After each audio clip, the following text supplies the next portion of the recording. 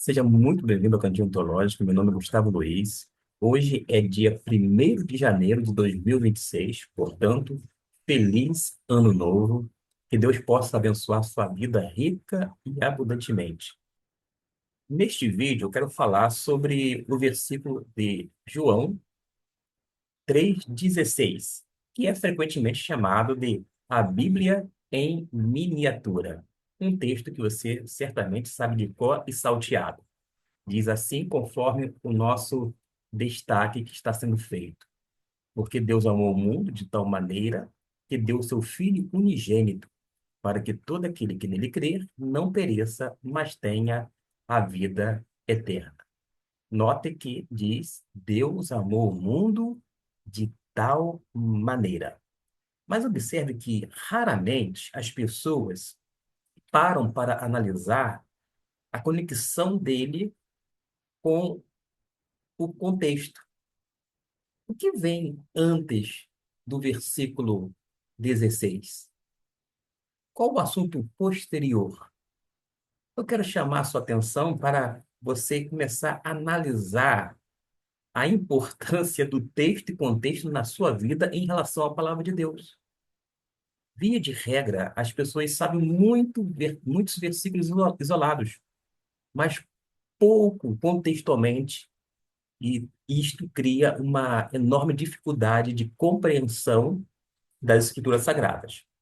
Vamos, por exemplo, observar que as pessoas elas não começam a fazer uma conexão com o versículo 16 com a serpente de bronze, que é justamente o contexto anterior.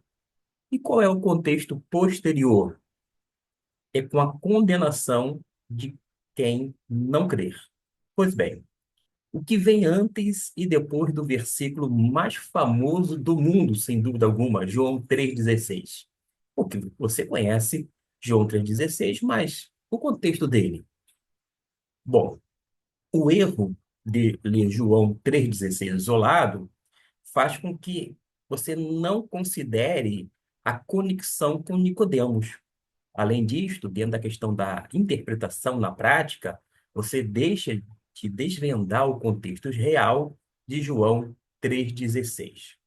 Note que, quando nós vamos analisar o texto, o que precede, vamos voltar somente ao versículo 14 e 15. Note que há uma fascinante comparação que Jesus faz entre ele e a serpente levantada por Moisés lá no deserto. Porque diz assim: e como Moisés levantou a serpente no deserto, assim importa que o Filho do Homem seja levantado. Prossegue, para que todo aquele que nele crê tenha a vida eterna. O que que isso significa? Que, sem entender o Antigo Testamento, não entendemos plenamente o dar o Filho, ou seja, o fato de dar o Filho de Deus para que venha morrer por toda a humanidade.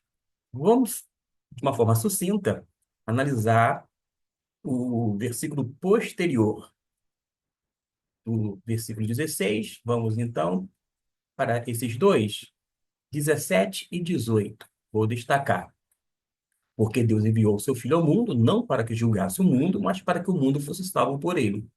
Quem nele crê não é julgado, mas quem não crê já está julgado, porquanto não crê no nome do unigênito Filho de Deus. Note que dentro dos versículos 17 e 18, o propósito da vinda de Cristo não é condenar, mas salvar. E a realidade daquele que já está condenado por não crer. É uma constatação, porque quem não crê já está condenado. Agora a gente precisa notar que quando lermos o capítulo 3 na íntegra, nós vamos observar a conversa com Nicodemos. Como o contexto do Novo Testamento é a chave para entender o amor de Deus mencionado no versículo 16.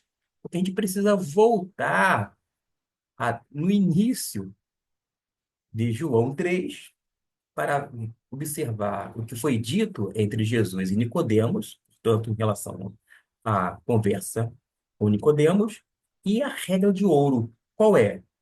Porque ler a Bíblia isoladamente, ela pode gerar interpretações superficiais. Não é apenas a deturpação, mas, como eu disse, interpretações superficiais. Agora, quando a gente aprende que o amor de Deus, em João 3,16, é ainda mais profundo, vou voltar aqui ao versículo que nós iniciamos, que é o versículo mais profundo, quando compreendido dentro desse fluxo do pensamento de Jesus, aí já muda de figura. Desta maneira, eu quero sugerir que você, neste ano, faça a leitura de João 3, do versículo 1 até o versículo 21. E você vai se surpreender com o conteúdo da mensagem de Deus. Comenta aqui. Você já tinha parado para ler o que vem logo antes e depois de João 3,16? Se inscreva no canal, no Cantinho Teológico, e ajude a levar o ensino bíblico mais longe. Porque, certamente, nós temos que entender e enfatizar a expressão bíblica de tal maneira. Porque quando diz no verso 3,16, porque Deus amou o mundo de tal maneira, não indica apenas a quantidade de amor, mas a forma como esse amor foi demonstrado através do sacrifício tipificado pela serpente de bronze, eis aí a necessidade do contexto, e isso dá um gancho perfeito para o seu argumento posterior sobre o contexto. Que Deus possa abençoar a sua vida rica e abundantemente. Uma vez mais, feliz 2026.